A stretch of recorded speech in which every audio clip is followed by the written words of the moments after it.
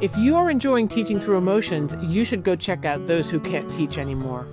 This is a Signal Award-winning and Ambie-nominated narrative podcast series that explores why teachers are leaving education and what can be done to stop the exodus. The most recent season, which is awesome, follows 15 teachers from across the country who kept audio journals of their 2023-2024 school year. These teachers range from first-year teachers to 30-year vets. Some love teaching, and some are trying to get out. They recorded at home, on their couches, in their kitchens, in their classrooms, or on their drives to work about the day-to-day of what it means to be a teacher.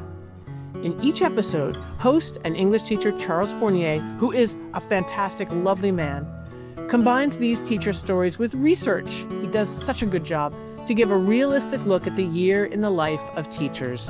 And he does it month to month, so you get the teacher's thoughts month by month.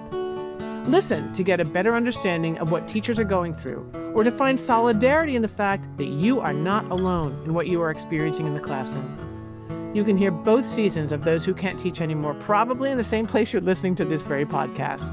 Tune in.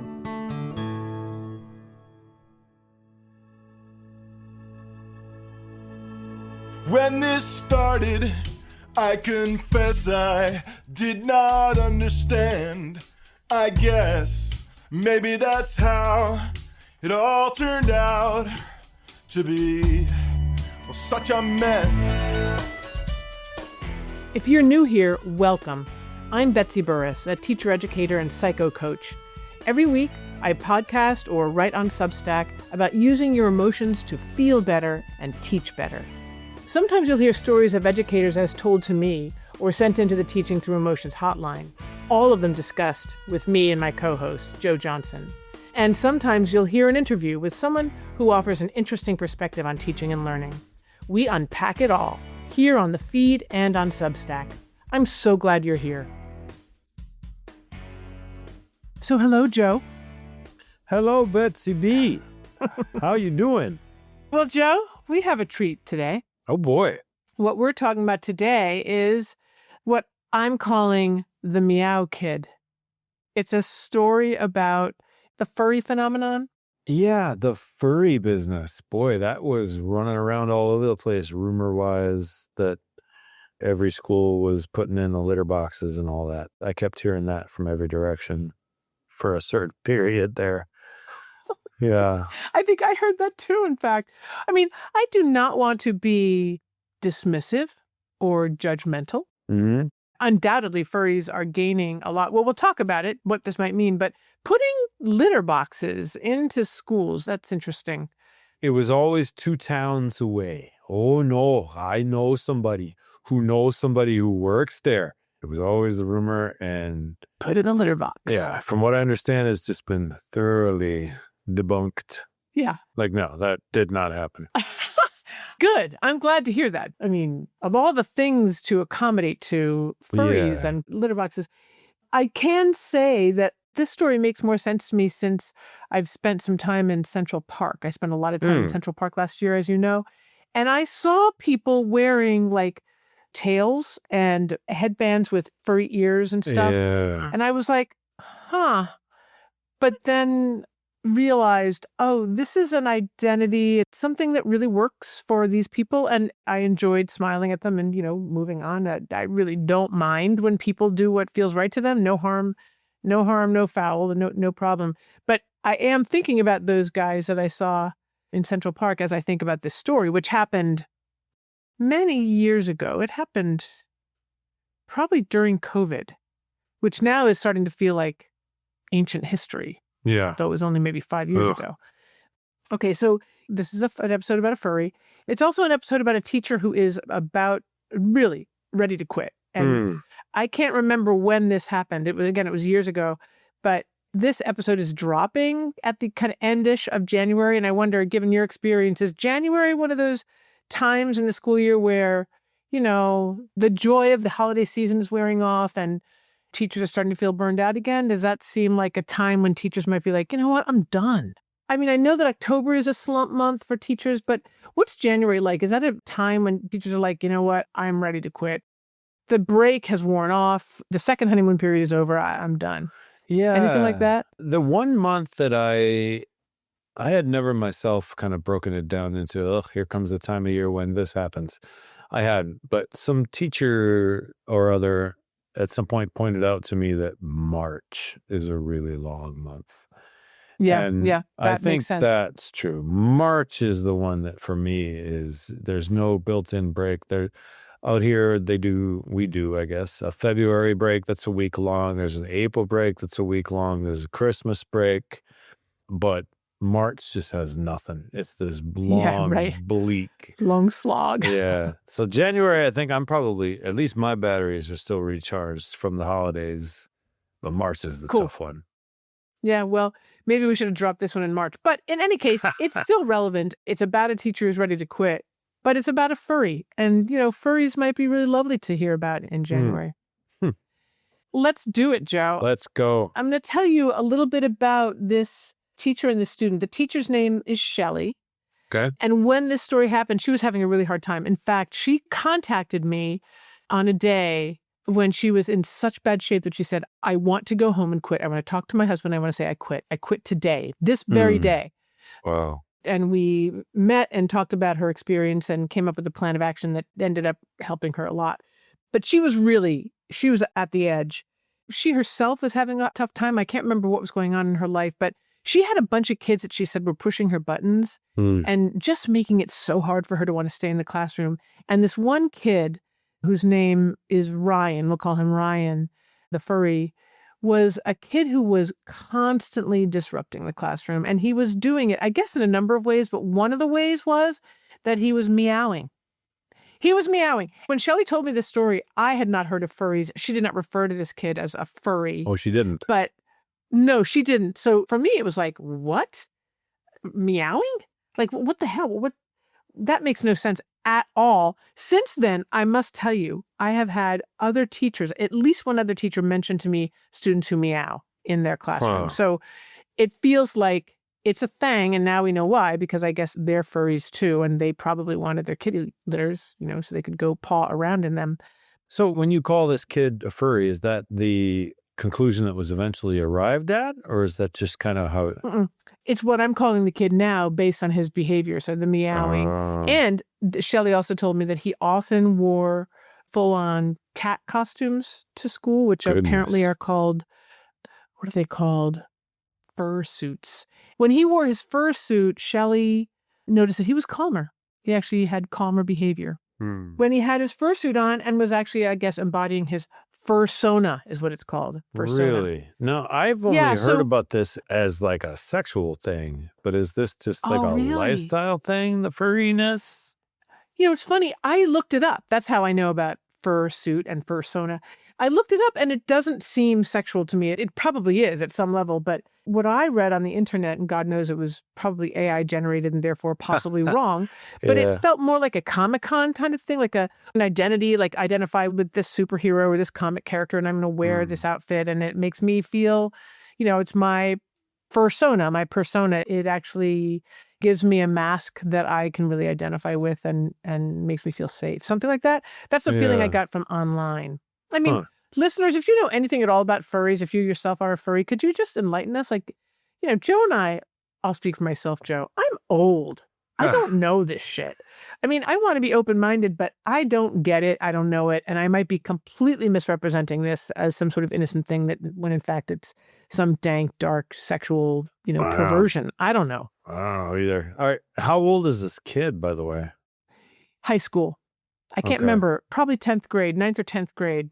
Yeah, all right. And I'll tell you more about him. There's something else that's really important. He lost both of his parents at a young age. His father to an overdose, his mother to some sort of institutionalization. I don't know if she was maybe incarcerated. Oh, boy. So he was not living with either of his parents. I assume he was living with a grandparent or maybe a foster family. I don't know, but he was an orphan. Yeah. Really distressing, dire, traumatizing circumstances. Sounds like it. Holy cow. So this kid was coming into class and disrupting it and pushing Shelley's buttons like crazy. She is really devoted and enthusiastic teacher, loves teaching. She is a really good teacher. I've gotten to know her well and quite a good teacher, quite a committed content area specialist. And this kid's disruptions were just making her insane. She could barely stand him. She said he was the biggest pain in the ass. Oh. And as I said, she was like, I don't want to go back into the classroom. I don't want to be in a classroom where that kid is, and just wanted to quit. We talked about it, and we wondered about the possible value to Ryan of the meowing and that you and I now are calling furriness. Why might this have worked for him? I mean, why might a kid sit in class and meow? Oh. I mean, this is just the history of the kid right there. You would be miraculous if you walked through that gauntlet unscathed. Right. And without some serious need for self-comfort or compensation or escape. I mean, on some level, I guess I'm glad to hear that he has to have been making up for some serious trauma by doing something that is so outside the ordinary. I'm glad that they're not just cranking out kids like this now that like, well, there's for no reason at all. This is just the way they are. There's a reason. Yeah. There's something lurking behind that. He's getting something out of this that he needs. What that might be, Yeah. how exactly that comforts him or makes up for a lack, I don't have enough information to know. But yeah, he's getting something he needs out of it. I love it that you say self-comfort, because I imagine that is partly what's happening. If you identify as an animal and you know how animals get what they need, and this particular animal, a cat, meows, that makes complete sense that he might have been letting Shelley know, I'm in some distress, I'm in some discomfort right now. But Yeah. the hypothesis that she and I came up with was that he was getting her attention, right? That was obviously he was getting negative attention from her because she was not putting up with it. She hated it. I can't imagine that this leads to positive attention very Right. often. Right? In fact, it's kind of where Shelley ended up. The big dire hypothesis that we came up with was if he's getting her attention, but what he's doing is actually inducing in her a feeling of rage and futility, a sense of powerlessness and disgust and horror. Like she wanted out. She wanted to have nothing to do with him. He was basically pushing her away. She actually said to herself, how much can I put up with this before he pushes me away and makes me actually abandon him? And we agreed that that was exactly what his parents had done. And is it possible that he was inviting her to do the very thing that he feared most, which was abandonment? Because in his mind, as a kid who couldn't possibly understand why a father would overdose and a mother would end up, in some prison, why else would they be there than because they hate him or because there's something wrong with him? This is the magical thinking of children. They don't get it. They can't justify or rationalize this horrible, horrible experience. So he was possibly testing her to see if she was going to do the same thing to him, who was not worthy of love or consideration. I've known some people in my life when I was younger in particular who were not in some ways very extraordinary at all. Nobody thought of them as being super good looking, super athletic, super creative, super fun to be around, super anything. I didn't think of them as super anything. They were just kind of there. And sometimes their best friends did get a ton of attention and a ton of respect and a status, or their cousins or their, someone that they knew was known for X. Everyone they knew was known for something. And this person wasn't known for anything, it seemed. But then kind of suddenly started being really, drawing attention to themselves in negative ways, doing some half-hearted cutting, doing some, signaling in really self-hating kind of ways. And it's almost like a dog that misbehaves. Like it doesn't, by misbehaving, it gets negative attention, but that's better than no attention, which is what they were getting before. Right. That's right. I'm guessing that's exactly at least what was happening with Ryan, that he was getting some attention. And just want to say, My guess with Shelley was that she was an attachment figure. She was actually someone that he was acting out on because he suspected that she might be able to connect with him. Mm. And maybe he was inducing in her a means of connecting that is negative emotions that he was accustomed to. I think, just to put it a fine point on it, to kind of generalize, I think our students' bad behaviors often, if not always, teach us what they're expecting from the world. If you have a kid who is acting out on you or behaving in a way that just pushes your button, like brings up a feeling that you didn't have before he started acting out, and it kind of takes you by surprise, if that happens in you, then he's teaching you something about what he expects from the adults, the important adults in his life. If a kid behaves in a way that brings up nothing in you and you just keep going, then okay, then maybe that's what the kid expects from you. And, in that case, just either ignoring or just accepting.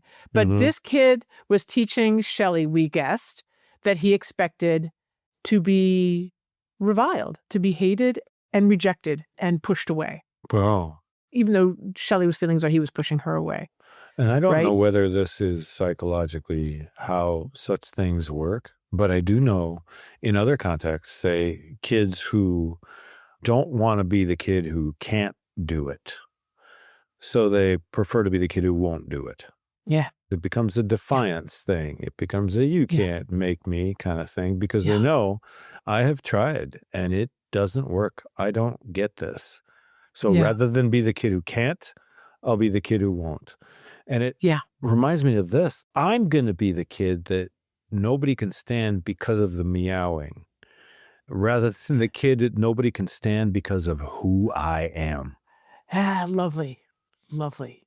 Well, that puts furries in some context that when you're wearing a costume, that's literally a false self, right? That's a skin that you put on yourself. So absolutely, people can respond to the costume, which keeps you safe behind it.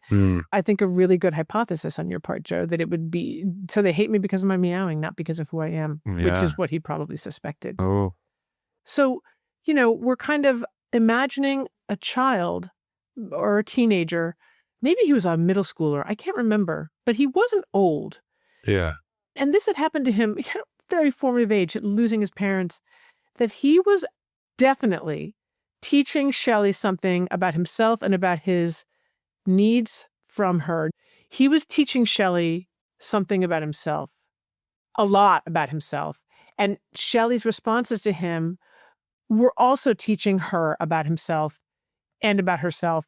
And the fact that she was taking these responses so literally, that I hate him, he's disruptive, he's a pain in the ass, I want to quit, is just so human, so very, very human, completely understandable. The two of them were locked in some sort of weird enactment that was working for him in ways that reinforced his negative expectations of the world and, as you suspect, his negative beliefs about himself. And we're bringing up in Shelley a sense of powerlessness and futility and anger because he was just getting in the way of her being able to do her job. And she was in a bad state. She was having tough times and she just wanted to get the fucking job done. And this kid was getting in her way. Yeah. So perfect formula for headbutting and absolute negative feedback loop where it just gets worse and worse and worse because no one is figuring it out. I mean, it seems like the kind of thing where you shouldn't in your classroom just be dealing with it completely alone. And so well, that's the kid who often wears a suit and meows. Okay, I guess I have to deal with that. Somebody should have spoken up about, here's what you're going to expect when Ryan comes in. Here's what you're going to see. And here's what we've been able to determine. And here's how to work on it. Whatever. This just doesn't seem like the kind of thing she should be inventing on her own. How do I deal with this? Yeah, you'd think. And it may be that she talked to some other teachers about Ryan. I don't remember that. And she's the type who would have. I mean, she is in a school where the teachers have desks all in the same room. So she probably did. But that doesn't mean that any other teacher would know what to do or that the administration would know what to do. The bottom line is, again, I don't remember what all she tried, but she was bamboozled. Furthermore, I just want to emphasize again, she was in really bad shape herself. She just needed her kids to be cooperative. Cool. This was more than she wanted to handle. But the plan we came up with based on our assumption, based on our analysis and our kind of guess that possibly Ryan was teaching her what he expected from her and how he felt about himself, namely that he expected her to abandon him like his parents, implying that she would need to hang in there and try something different with him. The different thing that I suggested she try was humor. I mean, to me, again, meowing in class is goofy. It's not harmful. It's not like he's, Throwing a yelling chair. swears or like throwing chair, right? He's just meowing. He's being irritating. So was there any way that Shelley could meet him where he was and join with him and be playful? Because to me, that kid meowing was possibly a playful act or an act that was irritating, but boy, wouldn't it turn things around for him if she treated it as a bid for positive attention, for connection. Yeah. Whether he gets negative attention or not, he is making a bid for connection. So he can get positive attention. Let's see what happens, So Shelley tried it. And she said that he clearly enjoyed the banter. He enjoyed the playfulness that she allowed him to engage in with her. She said that about 3 weeks to a month of this, where she was trying different things with him, little experiments, trying humor, joining with him, working with him rather than fighting him, blocking him. Yeah. In fact, in other words, she was doing Aikido with him, which is what I remember calling it with her. It's a skill that you know about that I really value, which is the skill of going with someone rather than fighting them, like putting your arm around them and using their energy to move them in the direction you want them to go, but not at all trying to control them or stop them, but recognizing that there's movement that you can both do together. So she did Aikido with him in these different ways. And after about a month, she said they seemed to reach an equilibrium where this is important. Ryan didn't stop meowing in class, but his meowing stopped bothering Shelley. Was some teaching able to happen around all this? Was there some successful learning going on? I suspect there was. I suspect what happened was that being playful with Ryan invited Shelley to relax and be able to flow around him, like let her river flow around him rather than having him stop her like a dam and help her build up frustration and resentment. But her being able to play with him meant that she could probably, I'm sure she was rolling on with probably a sense of his cooperation because they were developing a mutual understanding and actually working on a relationship. That when you think about a kid who's thinking, are you going to abandon me? Can I force you to abandon me so that I can be in charge of my own re-traumatization, right? Like, I think I'm going to lose you. I don't think I deserve you. Parent, he's projecting his parents' faces on Shelley's. You're going to leave me anyway. That's because I don't deserve any care, any love, any goodness. So I'll just take control of this and make you abandon me so that I can feel like I'm in charge of the world. Like I'm in charge. This is not, I'm not once again going to be blindsided by someone who I love desperately. So for her to teach him that he didn't need to worry about her abandonment because she could play with him. She was going to do Aikido with him. She was putting her figurative arm around him and taking him along or letting him take her along with him. I'm guessing that he relaxed, she relaxed, so the class could relax and work could get done. Yeah. I keep wondering what other slices of society might have taken some kind of interest in Ryan and been, like, is there a school psychologist involved? Or is he just left to completely fend for himself? Like, well, he appears to have found some kind of solution, so we'll just let that go. And yeah, good luck, Ryan. It feels I don't like know this about is that. such a clear call for some kind of help, which I'm hoping he gets. But again, then we're all in our silos. She doesn't know what all happens to him outside of this or outside in the world with social workers, with any other thing. She's just trying to teach him fractions, Right. And I'm sure that Ryan was getting supports. I mean, he had suffered severe trauma. He was an orphan. So I'm sure it's very likely he had a therapist.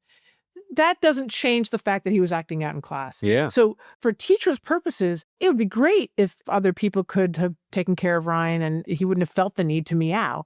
But Yeah. he did feel the need to meow. That's where we're And at. the reason I think it's really important for anybody in the world who is in relationship with kids who are clearly calling for help, they're letting you know that you seem like you might be an attachment figure. You might be someone who can contradict their expectations of the world. Like, to do this to a therapist would probably not have the impact that Ryan needed to have on his teacher, right? Yeah. I could sit here with a client and they'd be meowing the whole time. I could be like, yeah, I'm cool. I'll wait till you're done. What he needed was the reaction from Shelley. He needed her frustration. He needed to feel that control, I'm guessing. And he needed her to transcend it anyway, to not succumb to it, to not take her own life or take herself away from him, to not do what she actually felt like doing, which was to leave him. She wanted to quit. She was absolutely aware that he was pushing her away and she was actually obeying him in a way. She was fitting with him so perfectly that she was about to give him what he wanted. That's wild. That's intense relational circuitry. Yeah. He was connected with her. He fit with her and she fit with him. And so what he was teaching her was she was important to him. Yeah. Do you find yourself overwhelmed by the reams of advice about how to live your life that you scroll through every day? Well, me too. I'm Stephanie van Bismarck. On my podcast, How Do We Manage, we tackle life's challenges with expert guests who bust myths around everything from AI to hormonal health and online dating to child protection, all with some great practical tips to help us find balance. How Do We Manage is out every Tuesday. Why not make it part of your week? Get it wherever you're listening to this. Dear, dear listeners, shouldn't every day be Valentine's Day? We spend so much energy, thanks to Hallmark, on one day of over-the-top romantic gestures, only to go right back to the same old, same old. Real love isn't just a box of chocolates and flowers. It's work and commitment to navigating those moments where you might actually seriously dislike the people around you. That's why I've prepared something special for you, a Valentine's Advent. Starting February 2nd, I'll be publishing 10 posts on my Substack, Teaching Through Emotions, each one of them about a practical skill like staying in your garden to help you build an actually healthy relationship. The first 3 posts are free, but to access the full 10 days, I'm inviting you to upgrade to a paid subscription. For the price of a single beer for 1 month, or a couple of craft 4-packs for the entire year, you can give yourself the gift of meaningful connection while supporting the work we do here. Head over to the Substack, teachingthroughemotions.com, join the Advent, and let's make this Valentine's Day actually matter. Oh, he's counting on her to help him in some fashion. And like if you've got a big wound physically, you see someone who you think, well, I'm desperate. I need someone to help me with this wound. There's someone. Well, you have to show them the wound. You have to say, this is where I'm hurt and this is how I'm hurt. Exactly. What can you do about it? So he's got to show her, this is where I'm at. This is what I got going on. I would like to feel better about it. So I need to show it to you. You need to experience. Exactly. I need you to feel it for me. Yeah. I need you to feel it. You got to feel the Ryan experience. Yeah. I need you to reenact my parents. I need to know that it is not me. I need to know that there's an adult out there who can handle me, who can love me for who I am, who can connect with me at my, worst meowing, who will not recapitulate the trauma that I'm actually trying to induce so that I can see if my predictions about the world are true, see if I have any control over the world. He's not thinking about this consciously, but what I believe was really true is that he saw in Shelley a magnificent human being, a fantastic attachment figure, someone he could trust, who was not going to go all emotional or sentimental on him, but who was going to hold him to high standards and whom he could affect in this way. And then he could see, are you going to do it to me too? Or is it possible for an adult to transcend these feelings that I'm inducing, to transcend what I'm making you feel so that you can actually see beyond me, see beyond the behaviors and into me, into my true self and love me for it. Yeah. This is intense, eh, Joe? I mean, Oh, teachers do boy. not want to be these people. Who the hell wants to be this person totally involuntarily? Yeah. No. And I mean, you could just focus on the symptom. You could just focus on the individual behavior and just say like, Right? okay, here we go, Ryan. I've got an idea for this going forward. Don't fucking meow. But that's not getting at. It's like That's saying, correct. oh, I see. I've diagnosed the problem. You're bleeding. Well, stop it. Exactly. Exactly. That's not fixing the problem. There's something that's making the bleeding happen. We should address that. But first, you need to know that I'm bleeding. Yeah. And what's interesting about this story, what I love about it is that it's not just, oh, you're hurting, kid, because you're doing something weird.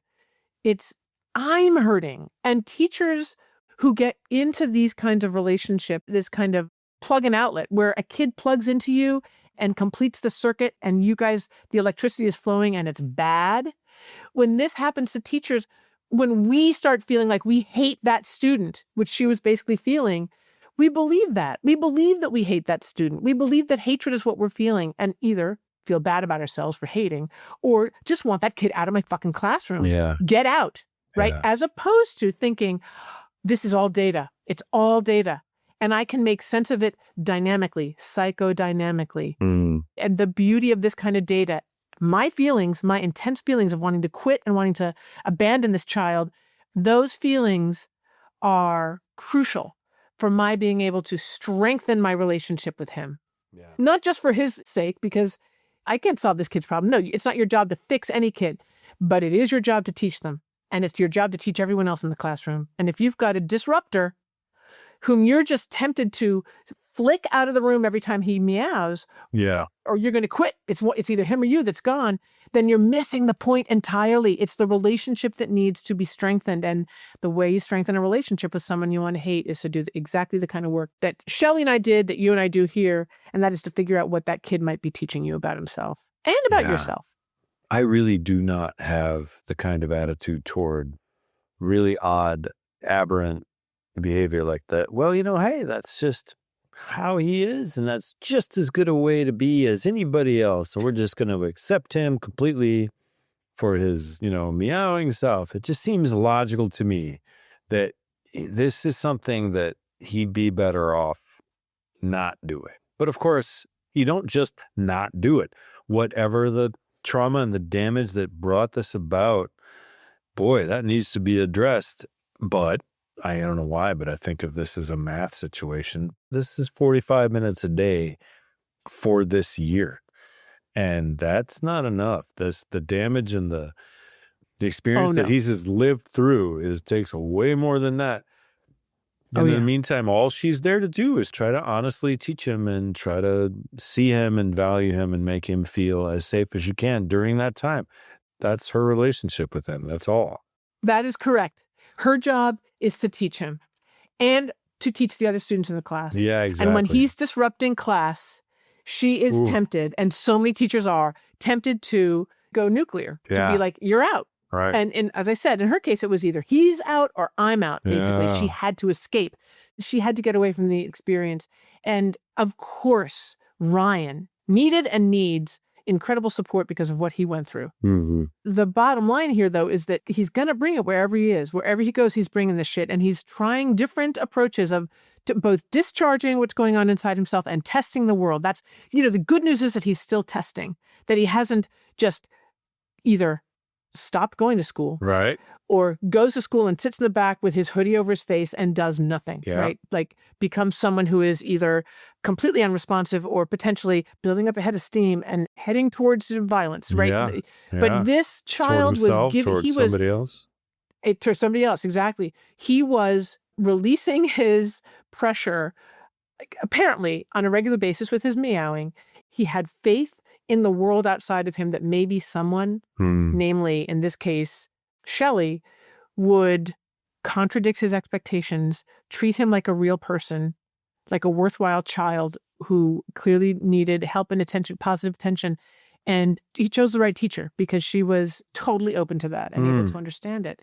This is why this kind of work with someone like me, and I mean, there are therapists all over who take the psychodynamic approach, but for teachers in particular to be talking to someone like me, either individually or in a support group where we do this kind of analysis, it doesn't come naturally. No. What you are is irritated by this fucker, Yeah. and you want him out. But to Yeah. bring it to someone like me who can say, yeah, let's get curious about this fucker. We're not going to whitewash it. We're not going to excuse him. We're going to look at the data that he's offering and come up with a formulation that might make sense to the teacher, to Shelley in this case. And if it makes sense to her, let's come up with a plan of action that you're willing to try. And she tried it, and it worked for her. He is not being malicious. I trust that he is doing what he has to do, and I have a way of making sure he's learning and making sure the other students are learning, so I'm able to do my job. It is not my job to fix him or to make him better or to stop him from meowing if, in fact, we can come up with some sort of mutual understanding and agreement that that's fine. And for all I know, she talked to him about what his meowing meant. She could have done that too. Right? Once she established that relationship with him, it took a while. But the denouement here, the reason I knew this was an amazing story was that apparently months later, she was in the hallway with a student and with Ryan. And the student that she was with was, I guess, was going to be in her class the next semester or the next year or something. And the student was asking, what do you like as a teacher? What's it like to be in your class? And Shelley laughingly said to Ryan, well, ask Ryan. He'll tell you what I'm like as a teacher. And Ryan gave her shit. I think he made some sort of funny remark, but they both laughed. They were both like, yes. Like, it gives me chills just telling the story. The fact that she was connected enough with him to know that they were allies, that he trusted her enough and she trusted him enough to say something endearing that, to represent her to another student. It's a sign that their relationship was really safe. He felt safe saying whatever jokey thing he said, and she felt safe giving him the power to define her to this other student. Yeah. Both she and Ryan are, it's a tired metaphor, but they are playing the hand that they were dealt. And you can't just say, nope, I don't want these cards. I'm out. I don't want to do this. You could. She was thinking about it. She was saying that. She was thinking about it, like, I'm not playing this game. I'm not going to play these cards. But Ryan can't leave the situation that he's in. He's dealing with a tough hand, and he's playing it best he can, coming up with creative solutions. And she did the same. She said, how can we make the best of this without going so far as to like, well, I need to just throw these cards away and leave. She could quit. But like the card that is Ryan, no, that's in your hand. You got to play it. I hope she didn't take on like, unless I fix him, no. I've failed or anything like that. Oh, no. She did not take that on. I mean, there are lots of teachers who take that on, but if they're working with me or if they're working in a teacher support group, I will discourage that. That is not possible. No. You may not fix. Get out of their fucking garden. Yeah. Get out of their garden. You're not You stay there. in your garden. Offer them what their behavior is teaching you they need from you. Yeah. From and you. And what he needed from not her. Not what they exactly. need generally. That's, right? You aren't exactly. big enough for that. What they need from you. Right? What do they need from you in that setting, given the goals? And Shelley figured out that what he needed was acceptance and humor and kind of, I imagine that part of it, I mean, he's probably a really bright kid. And what he might have appreciated from her was the kind of dual layers here of humor, like acceptance, but also a kind of wink, like the winking that they were doing back and forth to each other. You're meowing. I get it. I love cats. I don't know what thing Shelley said, but she might have gone over and petted him on the head. Who knows? But they understood. They were working together in a sophisticated way. This was not weirdly either indulgent and it wasn't punitive, but it was, I suspect, knowing Shelley as I do, that she let him know she got it. She saw him. She knew this was a ploy. It was kind of a decoy, but she was going to play. She decided to play the game with him. This is so important because when people invite you to play manipulative or dysfunctional games with them, you can choose not to. That's part of having a boundary. But in this case, Shelley chose to play. She made that choice. That's why doing this kind of work is so bespoke to use a word that I've only just recently figured out how to use. It's so customized, right? There's no formula. I can't be like, no, in all cases, you must assert your boundary and, send them away. No, you have to figure out what the data means about this particular kid and you and your particular relationship. And the data is more than just, he's meowing in class. It involves an overdosing father and an incarcerated mother. It involves all this other stuff that particular kid brings. If you take all that data into consideration, it's pretty easy to come up with a guess about what it is that he might be needing in the classroom with you. Yeah. Not that you adopt him, not that you feed him, not that you take him home and let him sleep in your bed. Yeah. No, he needs you to teach him, which means you have to figure out how to have a relationship with him as he is in your classroom that he can trust. You need to show him that your classroom is a safe holding environment. And that's it. You're just responsible for the classroom. And it is so valuable. It's not everything. He's not going to live in your classroom. He's not going to marry you. But to have a place where he can go and do a normal thing through the lens of the exceptional thing that he does do, which is cope through meowing. Yeah. But he can still have I cope through meowing and I know an adult who doesn't hate me and who taught me things that I actually learned. That's valuable. And that is actually also the highest value you can give him. That's what he needs from you. You aren't in a position to do anything other than that, but that's valuable. That's really valuable. Oh, yes. To have a well-bounded relationship with an adult, one where an adult knows their job, knows your job, and is able to, as I say, talk over the garden walls, their garden wall into your garden, and let you know they care about you. They see you. They will mirror back to you the good and the bad. You can trust this adult to be solidly in their garden, knowing exactly what their job is, but also seeing you accurately and lovingly and caringly. And by lovingly, I do not mean, you're not going to marry me. I don't expect that. I'm not your uncle. But lovingly as right? I'm not your mother and I'm not your father, but I am your teacher. And teachers love their students. This is part of, I think, the whole project is committing to being a healthy developmental partner for them, wherever they are. But with everything in perspective, our relationship will not be larger than it is meant to be, but it's not going to be smaller either. I'm not going to reject you. I'm not going to refuse to have this relationship. It's not an option. Weirdly and unfortunately for teachers who hate some students, it's not an option. What the option is, it's available to you all, if you have a student like this, is to contact Teaching Through Emotions. Contact me. We will work it out. We'll figure out what that student is teaching you. And we will come up with an experiment that you can try. And if it doesn't work, we'll come up with another one because these kids need you. Yeah. They need you or else they would not be acting out. They believe in you or else they would not be acting out. They have needs. And you can meet them. And the other part of it is that you as a teacher have needs. That if you are by yourself and if you just feel like, well, I've been put in this situation that I don't know how to handle and I can't figure out how to handle it, I haven't figured out how to handle it, then I'll just leave. Well, no. She had a teacher support group. She had someone to go and talk to about this and put everything in the proper perspective and came up with a solution and is lived to tell the tale, still teaching away, still teaching away and hundreds of kids exactly what they need instead of surrendering and saying, nope, I guess I'm not going to be a helpful partner to anybody because I don't know how to figure this out. Others can help you figure this stuff out. Yeah, she's fantastic. And I'm guessing, I wonder if she would say this, that work that she did when she and I got together, when she really wanted to quit, because we worked on other issues too, helped make her a way better teacher. She is she's a rock star now. And she was then. She's really got perspective now. It's really fantastic. Amazing. Oh my God. Yeah, it is fantastic. But Joe, I just want to say, I want to take a moment to acknowledge that you seem really worried about Ryan. Oh, totally.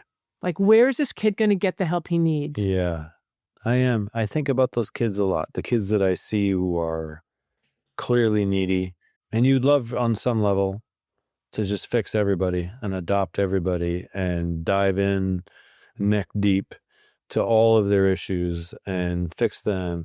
And it's such a funny thing, the teaching relationship is if you don't open up emotionally to where your kids are at, you can't do it. You can't do this job. And if you open up too much, you can't do it. You know? And that's where I think that's where she was. That's where she was like, if I open up as much as this kid appears to need, then I cannot do this job. I'll be engulfed. Oh, yes. And if I don't open up at all to what this kid needs, then I can't do this. Yeah, because I will be miserable and heartless. And right? again, keeping things in perspective. What is your relationship with the kid? What can you offer them? What should you offer them? What can you not? You can be helpful. You can't fix them. Right. Yeah. That is the perspective that we all have to maintain. It's hard by yourself. Think about it. Maintain any kind of perspective by yourself is very difficult. Right. It's kind of, by definition, impossible. Yeah. Right? Yeah. Because all you have is your perspective, right? And you can just swirl around in your perspective forever. But you need others to help you flesh out the picture. Yeah. Yeah. So that's what TSGs are for. That's what teaching through emotions is for. And great opportunity for me to plug it. It's such important work. It changes teachers' lives and students' lives. And I just also want to say, there's research that shows that students who have mentors, people who are really good, healthy, well-bounded developmental partners to them, do better. They do better in life. Students of color who have mentors, who see them and care about them, do better in life. The relationships that students can have with their teachers are so powerful and important. They're not just, thank you for teaching me, about American history. Yeah. There's more. There's that bedrock of relational safety and communication. I see you. I care about you. I accept you. I have high standards for you. I'm not going to put up with your bullshit. I'm going to connect with you. I'm going to engage with you. I am not going to avoid conflict with you. I'm going to show you I care by trying stuff, by having a relationship with you, fitting with you in a way that's healthy, even as you wish, even as you try to make me fit with you in an unhealthy way. Mm-hmm. I'm not going to let you do that. I'm going to change the fit so that our relationship is healthy. That's the work that teachers can do. And I don't think teachers think about their work that way necessarily. And I think teachers might worry that, oh my God, I'd have to do so much work to figure out how to fit with Ryan healthily. And I'm like, no, it's a whole lot less work to contact someone like me and get through this in an hour. Absolutely. And try a different fit and realize, holy shit, his meowing doesn't bother me anymore. That makes your life better, my friend. Absolutely. Whereas not doing anything keeps your life miserable and keeps you wanting to quit. Mm-hmm. Yeah. There are solutions. There are ways of dealing with the shit that's coming into your classroom every day. You can be a teacher who isn't open enough to those things, to what their students are going through and what their students need. And they will just shuffle them into the back of the room and allow them not to do anything and pay as little attention to them as possible, and then teach the easy kids who are up in the front. Unfortunately, you can adopt that attitude and continue to do a decent enough job teaching enough of the kids and keep that up for 30 years. Yeah. But the other end of the spectrum, when you open up too much, so much so that you just stay awake at night and you can't stop thinking about what these kids need, and you try to give them too much and you try to play too big a role, those teachers, I think, don't last, because that's not sustainable. On the one hand, you're describing a teacher who cannot be made use of. Like, by certain students, they cannot make use of that teacher. They cannot connect, and therefore they cannot learn from that teacher. So they're not going to act out because there's no point, but they're also not going to gain anything at all from that class. And on the other hand, you're talking about a teacher who has no boundaries and jumps into students' gardens and does stuff for them and takes on all their problems. That teacher is teaching students that they are incompetent, that the students are incompetent, and possibly that the teacher is not respectable. Ideally, those students get that they can manipulate the teacher, that the teacher is not really a separate entity, that the teacher is fusing with them. And so they can't really make use of the teacher to grow. They can make use of the teacher to manipulate or to feel better in the moment, and the teacher sure as hell feels better. The teacher who's boundaryless and wants to be the friend of his or her needy students feels great about themselves. The students may not feel so great about them, but ultimately what the students are learning is that they're incompetent and they're dependent on this teacher, which is only going to put off the problem of becoming independent and self-sufficient and knowing oneself, having skills and strengths that the teacher's job is actually to develop, not to squash, not to co-opt. Right. We're talking about dichotomous teacher types. What we're hoping for is a middle ground, which is well-bounded, comfortable in your own garden, teachers. Get in your garden and stay there, be comfortable there, recognize where your garden wall is, manage that garden wall going up and going down as needed, and honor your students' own gardens and get the fuck out of them. Yeah. Get out of their gardens. Yep. Stay in your effing garden. Gotta Once say, again, t-shirts and mugs, That's merch. Yeah. This is Remind this is yourself. an axiom. I mean, can we come up with a different axiom this time? I mean, stay in your effing garden, of course, is a great axiom in this case. But Yeah. what else? What's a takeaway that you can Yeah. come up with, Joe, for this? You're not responsible for saving your students, but you are responsible for serving them. You have to serve them, but you can't save them. That's great. Save, don't serve. I mean, serve, don't save. There it is. There it is. Serve, don't save. Yeah, saviors. Oh, I actually, I'm working on a book on assholes. Saviors to me are a type of asshole. Oh, Got to say it. wow. Saviors are a type of asshole. Well-meaning, They do not but stay in their gardens. oh, yeah. Well, they think they're well-meaning, but it's all about them, my friend. yeah. Here, let me jump into your garden and make it into my garden. I don't want your garden. Let me show you how powerful and wonderful and kind and good I am. Yeah. And by the way, I don't see you at all. Yeah. I don't trust that you have any of these qualities. Yeah. I'm going to use you to make myself feel really, really wonderful. Fuck that. Sorry, saviors. You think you're great. You're not. You're being assholic. So one of these days I will get my book published and you can read all about yourselves. But sorry. This is just a sorry fact. Yeah. And if you, please, listeners, if you want to push back on this, leave a comment. I'd love to hear it. But damn, stop being a savior. Yeah. Save yourselves. Save Right. yourselves. Yeah. Yeah. Serve, don't save Yeah. others. There it is. That's mine anyway. That's yours. That's a good one. And mine would be get good at doing Aikido. Yeah. Get good at doing Aikido. Mm-hmm. When students are sending energy out at you and you're tempted to block it or run away from it, consider joining with them, putting your arm around their shoulders, looking at the world through their eyes, and using their energy to go where you need them to go. Just guide them gently to a place where the two of you can work together. I mean, doing Aikido is a version of working together. So Yeah. it's a different way of fitting. Yeah. That's what Shelley did. You don't want to hurt each other with all these energies flying back and forth, but you have to respect and guide those energies too. You can't turn them off. So Yeah, why? Why turn them them in off? a good direction. Be an ally. Yeah. Yeah, exactly. By allying Yeah. with the person. So Joe, thank you so much. Of course, as always, it's a pleasure, even when we're tired, Totally. to unpack together these Yeah. crazy stories of beautiful, wonderful, adorable, and distressing and irritating students. Yeah. And all those adjectives which also apply to the teachers. Exactly. Yeah. So thank you, Joe. Not at all, Betsy. Thank you.